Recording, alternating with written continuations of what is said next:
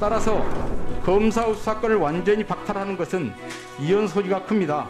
관련이 있는 법안을 지금과 같이 2주 안에 처리한다라는 것은 절대로 적절하지 않다라는 말씀을 드리겠습니다.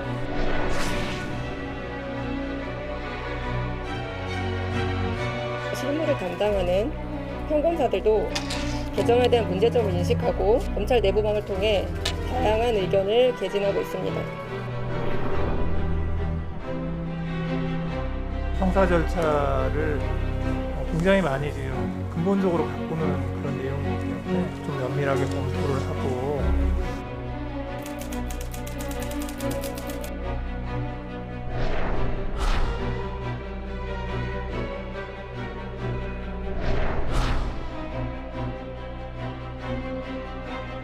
이 단계 권력기관 개혁이 마침내 첫 걸음을 뗐습니다. 이제 검찰 기능의 정상화는 돌이킬 수 없는 길로 접어들었습니다. 검수완박법이 그렇게 당당하고 국민들로부터 호응을 받을 수가 있다면 왜 공개를 하지 않으려고 하는 것입니까? 앞으로의 폭거 역시 예견되고 있습니다.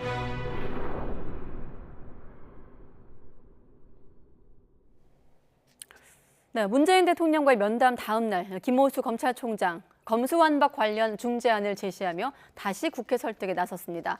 또 정호영 보건복지부 장관 후보자를 둘러싼 논란도 확산하면서 윤석열 당선인의 고심도 깊어지고 있습니다. 나이트 포커스 오늘은 전예현 시사평론가, 이종훈 정치평론가 두 분 나오셨습니다. 안녕하십니까? 안녕하십니까? 네, 방금 전 들어온 민주당 속보부터 좀 잠깐 짚고 검수완박 관련한 내용으로 넘어가겠습니다. 자, 민주당 전략공천관리위원회가 회의를 열었는데 지방선거 서울시장 후보 공천에서 송영길 전 대표와 박주민 의원을 빼기로 했다, 배제하기로 했다 이런 속보가 나왔거든요. 최근에 민주당 내 파열음 속에서 이낙연 전 대표 어떤 추대론도 불거지고 있는 상황이었고요. 일단은 송 전 대표를 향해선 대선 패배 책임론이 좀 불거진 것 같고 박주민 의원 같은 경우는 아무래도 부동산 관련 어떤 무리를 빚었던 전력이 이유가 될까요? 어떻게 보십니까? 예, 아마 비대위에서 계속 강조했던 것이 반성, 책임 이런 부분입니다. 그래서 아마 이번 공천이 민주당이 정말 대선 패배에 대해서 반성을 하고 있느냐, 책임을 지려고 하느냐 이런 것을 보여준 한 대목이기 때문에 고심 끝에 결정을 한 것으로 보이는데요. 말씀해 주셨듯이 송영길 전 대표의 경우에는 본인 스스로가 대선 패배에 책임을 지고 물러나겠다고 했는데 바로 얼마 후에 선거에 나오는 거 아니냐는 논란에 계속 휘말렸습니다. 즉 명분이 약하다는 것이죠.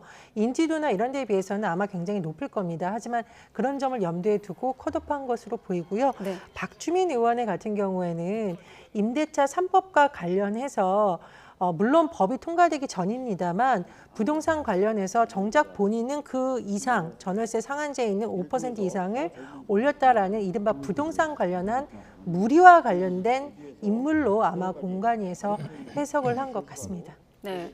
자, 당 지도부 같은 경우 서울시장 후보를 전략 공천할 예정으로 이제 알려지고 있는데 이제 새로운 얼굴을 찾아야 되는 건 아니겠습니까? 이런 상황이면 사실 아직은 뭐 확인되지 않지만 송 전 대표나 박주민 의원 입장도 좀 궁금하고 승복을 할 것인가? 어떻게 예상하십니까? 뭐 당연히 반발하겠죠. 예, 이제 그럼에도 불구하고 이번 결정으로 해서 이 민주당이 이제 또 뭔가를 보여주려고 하나 이런 생각을 좀 잠깐 하게 합니다. 네. 그러니까 사실은 이 서울시장 그 선거가 굉장히 상징성이 크죠. 그러니까 전체 지방선거의 그 성격을 좀 규정하는 그런 의미도 좀 있다. 네. 그래서 사실은 그 민주당이 정말로 이번에 쇄신 공천하고 그다음에 이제 대선 과정에서 불거졌던 86 용태론 그걸 실현하려고 든다라고 한다면 사실은 좀 새로운 인물, 참신한 인물을 투입을 해서 그야말로 지더라도 우리는 이렇게 변하려고 한다라고 하는 의지를 보여주는 그런 가장 좋은 이제 그 지역이라고 볼 수 있는데 이제 그렇게 가려고 하는 게 아닐까라고 하는 생각을 좀 불현듯 들게 좀 하는 그런 대목이 있고요. 이제 그럼에도 불구하고 만약에 송영길 후보나 박주민 후보가 여러 논란에도 불구하고 확실하게 오세훈 시장을 꺾을 수 있는 카드였다면 여러 여론조사 결과 네. 그런 결과가 나왔다라고 한다면 아마 좀 당내 외의 반발에도 불구하고 그대로 강행을 했을 가능성이 높지 않나 이렇게 생각하는데 그것도 아니라는 거죠. 그래서 이제 어차피 전반적으로 이제 질 수밖에 없는 구조라면 뭔가를 좀 보여주겠다.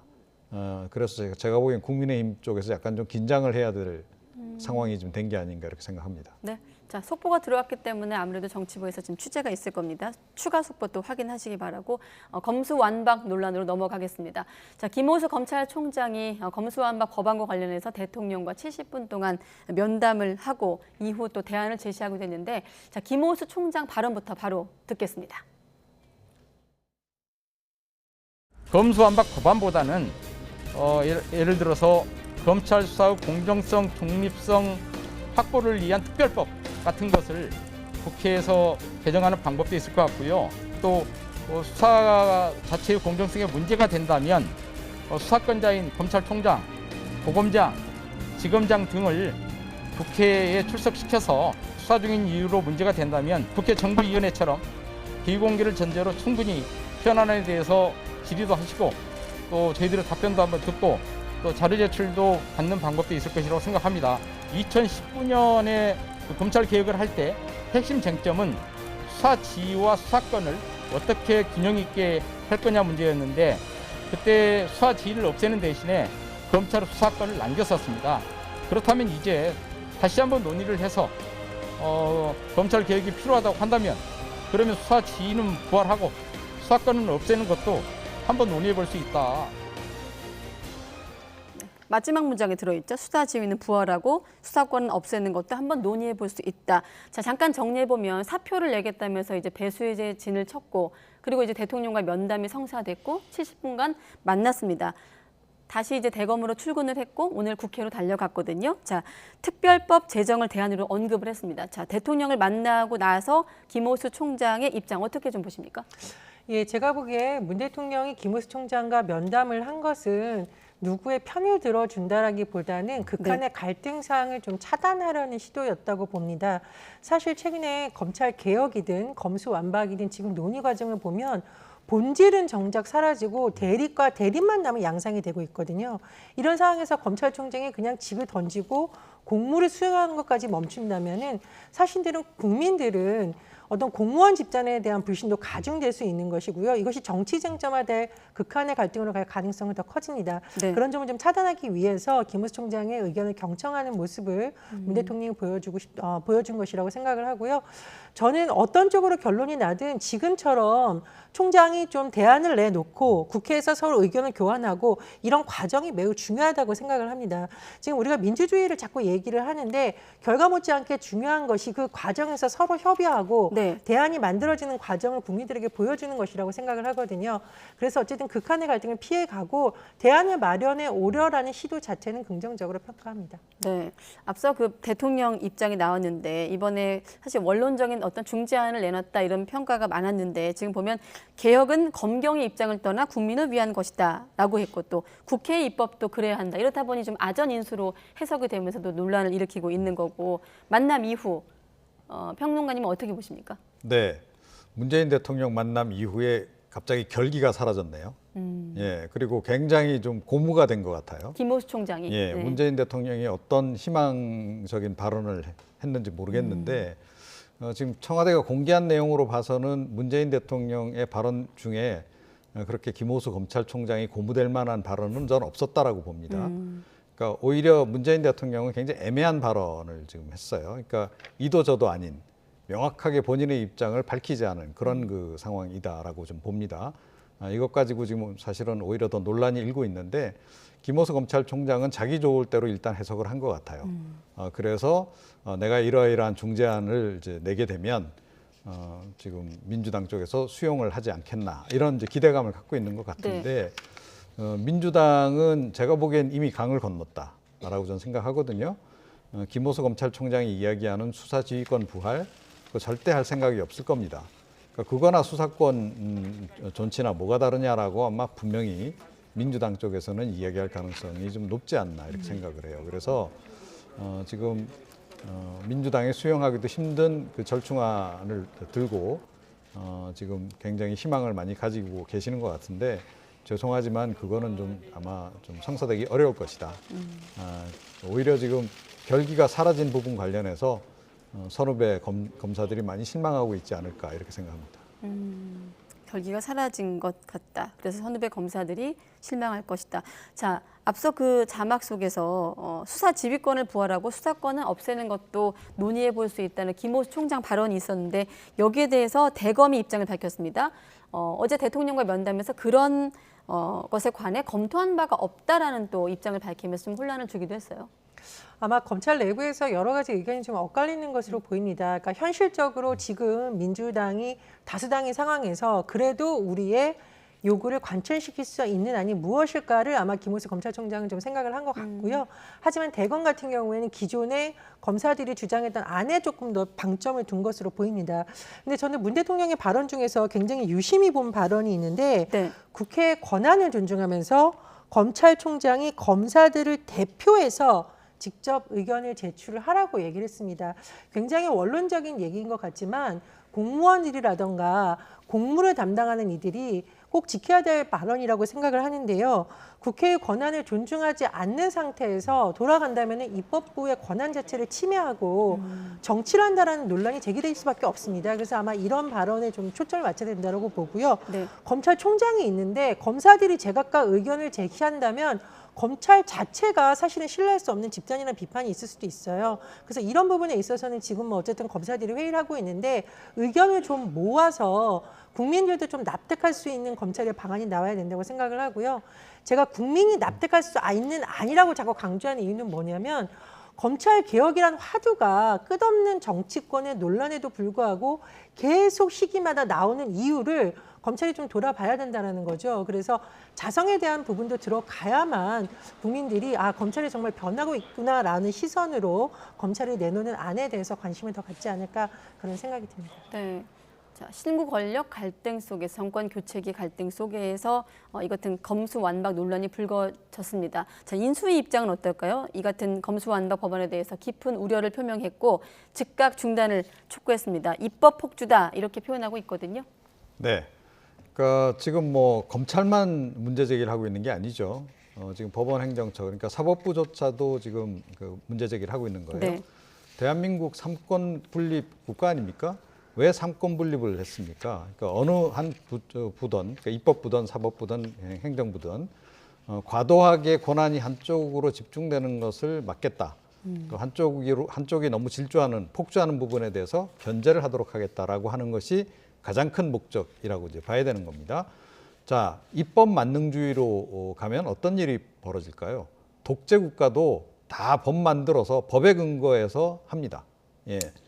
그런 일이 벌어질 수도 있는 거죠. 그런 부분 때문에 사실은 권력 분립이라고 하는 것이 지금 유지가 돼야 하는 그런 부분이 좀 존재하는 것이고 입법부가 하고자 하는 부분에 대해서 사법부나 당연히 행정부 쪽에서도 의견을 낼 권한이 있는 것이고 견제를 할 수 있는 권한도 당연히 거기 포함이 돼 있는 그런 그 상황이다. 제가 보건대는 지금 현재 이번에 그 민주당이 검수완박 입법 이렇게 강력하게 급작스럽게 추진하는 것은 다분히 입법 폭주에 해당한다라고 저는 생각을 해요. 그래서 그런 부분에 대해서 의견 제시하는 것은 당연한 것이고 더군다나 이 문제가 그러니까 당연히 이 법을 뭐 개정하는 그런 단순한 문제를 떠나 있다라는 거죠. 우리나라 사법제도의 근간을 흔드는 그런 그 부분이 상당히 많이 포함이 돼 있다는 겁니다. 그랬을 때 이거를 이렇게 졸속으로 추진하는 것도 문제지만 또 그 방향성도 지금 상당히 좀 문제가 될 수밖에 없는 그런 상황이에요. 네. 그러니까 검찰공화국이 싫다고 그렇다고 해서 이승만 정부 때와 같은 그런 경찰 국가로 갈 겁니까? 그런데 지금 민주당 안을 보게 되면 다분히 지금 경찰에 과도하게 지금 권한이 집중이 되면서 경찰 국가로 갈 가능성이 굉장히 높아졌어요. 지금 뭐 한국형 FBI를 지금 만들겠다라고 얘기를 하는데 자, 그 국가수사본부 같은 경우에 권한이 제가 보기엔 너무나 지금 방대해지고 지금 강력해진다.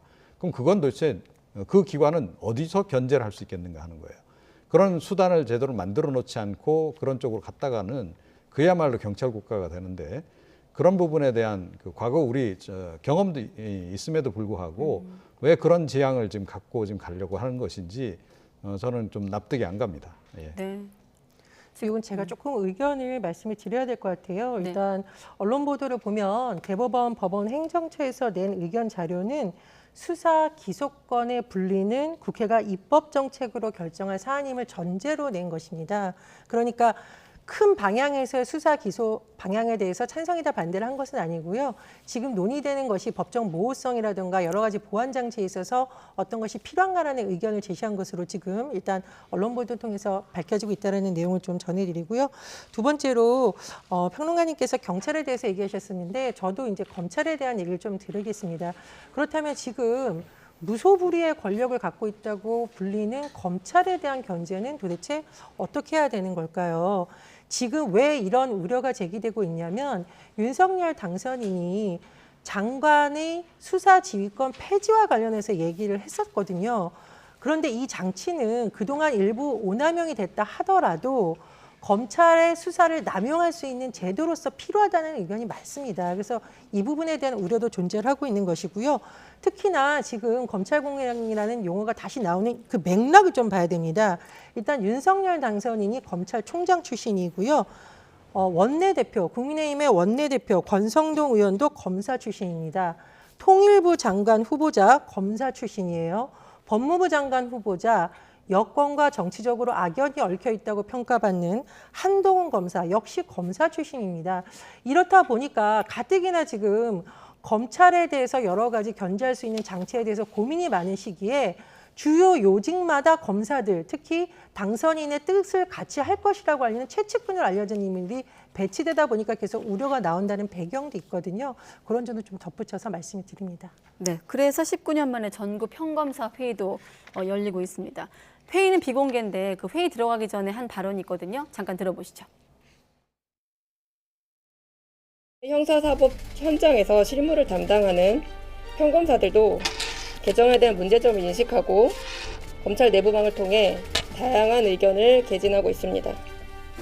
형사사법 실무자로서 그 실무 운영의 곤란함을 여러 입장을 서로 공유하였습니다. 이에 전국 각청 검사들의 동의를 받아 근본 전국 평검사 대표회의를 개최하게 되었습니다. 네, 여당과 검찰의 어떤 강대강 대치 속에서 전국 고검장 회의가 열렸고, 자, 평검사 회의, 또 내일은 부장검사 회의까지 좀 조직 전반으로 이런 반발 움직임이 확산되는 분위기인데 강경한 입장이 나올까요? 어떻게 예상하십니까? 예, 뭐 그럴 수도 있지만 또 저는 일부분 기대를 하는 것이 평검사들이 오히려 그렇다면 왜 이렇게 검찰개혁 여론이 자꾸 나오는지에 대한 의견도 나오면 참 좋지 않을까 그런 생각이 듭니다. 지금 검찰에 대해서 우리 국민들이 좀 복잡한 마음을 갖고 있는 것 같습니다. 하나는 정의의 어떤 마지막 보루라는 느낌도 갖고 있지만 또 하나는 검찰이 갖고 있는 칼이 과연 국민을 위해서 쓰였느냐 아니면 정권을 위해서 쓰였느냐, 그리고 검찰이 했던 수사는 과연 선택적 정의가 아니었느냐에 대해서는 아직까지 의문이 풀리지 않고 있는 상황입니다. 그래서 평검사회에서 어떤 의견이 나오든 위의 일부분 좀 직위가 있는 검사들보다는 국민의 눈높이에 맞는 안이 나온다면 더 좋지 않을까, 좀 그런 바람이 있습니다. 근데 지금도 검찰공화국이라는 용어를 민주당이 쓰는 것이 전 납득이 안 가요. 그럼 지난 5년 동안 뭐 했다는 얘기입니까? 검찰개혁 5년 내내 한다고 했는데 하나도 뭐 이뤄진 게 없다라는 뜻인가요? 본인들이 아무것도 못했다는 뜻인가요? 전혀 아니잖아요. 사실 네. 관계를 보게 되면. 공수처 만들었죠. 그래서 검찰 권한 상당히 가져갔습니다. 공수처 쪽에서. 그리고 공수처가 이제 검사도 수사할 수 있습니다. 자, 그렇게 만들었죠. 자, 게다가 검경 수사권 조정해서 경찰이 수사 종결할 수 있도록까지 만들었어요. 그리고 6대 범죄 수사에 한정해서만 지금 검찰에 수사를 할 수 있도록 이렇게 지금 아주 소규모 아주 작은 권한만 지금 남겨놓은 상태인데, 지금도 정치검찰이다 뭐 내지는 검찰공화국이다라고 이야기를 한다면 결국 자기 모순 아닙니까? 그러니까 그럼 지난 5년 동안 아무것도 우리는 한 게 없다. 예, 공수처 만들고 그렇음에도 불구하고 이 검찰공화국 너무 이게 벽이 높아서 우리가 그걸 벽을 전혀 넘지를 못했다. 이 얘기를 지금 자백하는 거나 다름이 없다. 이게 말이 되느냐. 그리고 팩트 자체가 틀리다는 거예요. 이미 많은 권한이 검찰로부터 지금 사라진 상태예요. 지금 제가 보건대는 평검사들은 뭘 걱정하냐 하면 그렇게 해서 수사의 많은 부분이 국가수사본부로 가고 공수처로 갔는데 그 두 기관이 제대로 지금 기능을 못하고 있기 때문에 자기들이 보기에 아마 굉장히 우려되는 지점이 많아서 그 얘기를 아마 많이 할 것 같아요. 네. 지금 이 시점에서 이렇게 또다시 검찰의 수사권을 이렇게 박탈하는 것, 그래서 보안 수사조차도 못하게 하는 것, 경찰이 그냥 결론 내리면 그것으로 끝나게 되는 이런 상황으로 가는 것에 대한 우려를 아마 좀 더 많이 좀 포함시키지 않을까 이렇게 생각이 들고, 지금 뭐 민변을 비롯해서 참여연대나 그쪽에서 제기하는 문제도 그거 아닙니까? 그러니까 검경 수사권 조정 비롯해서 뭐 이 정부하에서 검찰 개혁이라고 해서 그 이름 하에서 이루어진 일들이라고 하는 것이 그게 과연 개혁이 맞느냐, 그리고 지금 제대로 안착이 됐느냐 하는 부분이에요. 제대로 안착이 안 됐다라고 한다면 그 개혁이 올바로 됐는가에 대한 재평가부터 다시 해야 되는 거 아니에요? 그래서 평가한 결과 이게 뭐가 잘못됐다라 그러면 다시 검경 수사권 다시 재조정하고 이런 과정들에 지금 들어가야 될 그런 상황인데, 거기에 더해서 지금 갑자기 또 이 검수완박까지 하겠다라고 하니 이거는 뭐 그러니까 일선에 있는 검사들이 보기에도 좀 황당한 지경인 거죠. 그래서 문제 제기를 하는 거다. 이거는 상식선에서도 좀 납득이 안 가는 측면들이 많기 때문에 그런 부분에서 문제 제기를 하고 의견 제시를 하는 것, 그것조차 이 뭐 검사들의 집단 행동이다, 이런 식으로 몰고 가는 것은 지나친 매도다, 저는 그렇게 생각합니다. 예, 그런데 검찰공화국의 회기라는 단어를 한번 좀 봐야겠어요. 민주당이 뭐 했다 안 했다의 그 용어만을 가지고 판단할 수 있는 것은 아니고요. 네. 윤석열 당선인이 후보 시절부터 검찰의 권한을 대폭 강화하는 쪽으로 계속 의견을 냈기 때문에 그동안 많이 축소되었던 권한이 다시 급격히 늘어나는 것이 아닌가라는 우려가 제기되고 있는 것이고요. 두 번째로 입법부 차원에서 논의될 사항을 예를 들면 훈령을 할 수 있다는 식으로 이런 식으로 위헌의 요지가 있는 발언까지 나오다 보니 이 정권 이양기를 맞아서 그동안 만들어놨던 어떤 이른바 개혁을 목표로 했던 제도가 후퇴하는 것이 아니냐는 우려가 제기되고 있다는 점도 좀 말씀을 드립니다. 자, 법조계 안팎에서 여러 갈래의 지금 목소리가 나오고 있는데, 대법원의 법원행정처가 국회에서 추가 검토가 필요하다는 입장을 밝혔거든요. 자, 국회에서 나온 오간 얘기를 좀 듣고 나서 또 두 분 의견 듣겠습니다.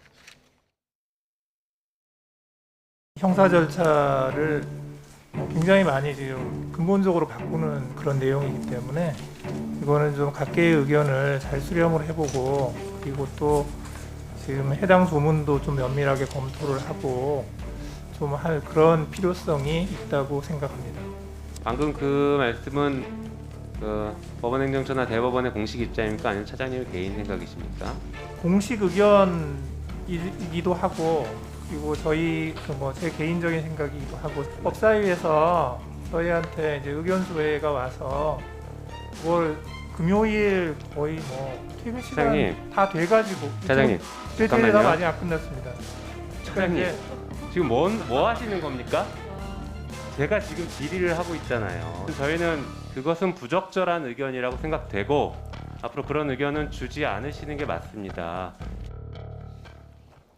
네, 그러니까 김영두 법원 행정처장 얘기는 보완 검토가 필요하다고 완곡하게 좀 표현을 했지만, 사실상 이제 충분한 검토나 논의 없이 법안이 만들어졌다는 의견을 냈는데, 여기에 대해서 김용민 의원은 불편한 기색을 보셨다시피 숨기지 않고 있거든요. 자, 국회에서 법원 행정처장의 어떤 이런 언급과 자, 김용민 의원의 반응 어떻게 좀 해석하면 되겠습니까? 저희 의견을 낼 수 있다라고 봅니다. 그리고 의견을 그냥 낸 것이 아니라 아마 의견이 무엇이냐라고 질의가 갔을 수도 있어요, 사전에. 네. 그 때문에 의견을 말한 것까지 막을 필요는 없다라고 보고요. 하지만 이제 법원 행정처에서 제가 아까 전해드렸듯이 수사 기소권 분리 자체에 대해서 반대하는 것이 아니라 지금 제출되고 있는 또는 지금 논의되고 있는 형사소송법 개정안에 대한 의견을 낸 것이니까요. 그 부분에 대해서는 뭐 법사위나 국회 차원에서 충분히 논의할 필요가 있다고 생각을 합니다. 그런데 법원행정처가 왜 이런 의견을 냈겠습니까? 이건 결국은 사법제도 전체에 지금 영향을 미칠 만한 사안이기 때문에 그런 거거든요. 그러니까 재판에도 영향을 미칠 수 있기 때문에 그런 겁니다. 그런 부분을 왜 자꾸 지금 뭐 의견을 부적절한 의견을 내느냐는 식으로 저렇게 입법부가 거의 뭐 독재자처럼 이렇게 행사를 해서는 안 된다. 아무리 국민의 대표라 하더라도 너무 군림하듯이 상권분립이 좀 유지되는 국가에서 저런 식의 태도를 보이는 것은 바람직하지 않다라고 저는 생각을 하고요. 법원 행정처가 제가 낸 의견서 저도 봤는데 굉장히 소심하게 최소한의 의견을 낸 것에 불과해요. 그럼에도 불구하고 이 검찰 쪽에서 뭐 영장 발부 과정이나 그런 부분에 대해서 전혀 개입을 할 수 없도록 이렇게 지금 설계를 한 부분에 대해서 우려를 제기하고 있는 것을 볼 수가 있습니다. 그래서 경찰이 지금 이번에 그 민주당이 처리하려고 하는 법안의 내용을 보게 되면 영장 청구하는 것조차도 경찰이 사실상 주도권을 갖도록 이렇게 또 해놨어요. 이제 그 부분이 위헌 소지가 있다라는 내용도 좀 포함이 돼 있습니다. 그러니까 그런 부분을 왜 문제 제기를 하겠는가? 그러니까 이 법원이라고 하는 것, 물론 헌법재판소가 따로 있긴 합니다만 기본적으로 헌법 정신을 구현해야 되는 기관이기 때문에 그런 것이고, 또 사법제도를 지켜야 될 어떻게 보면 마지막 보루이기 때문에 네. 이런 부분에 대해서 의견을 당연히 제시하는 것이고, 그 의견 내용이 지금 13가지를 지금 지적을 하고 있어요. 구체적으로 13가지, 어떤 법안에 대해서 13가지씩이나 지적이 나오는 것은 그렇게 흔치 않은 일이다. 그만큼 우려되는 지점들이 많다라고 하는 것을 이야기를 하는 건데, 이걸 그냥 무시하고 그냥 가겠다 하는 식의 태도를 보이는 것도 좀 문제다, 이렇게 생각합니다.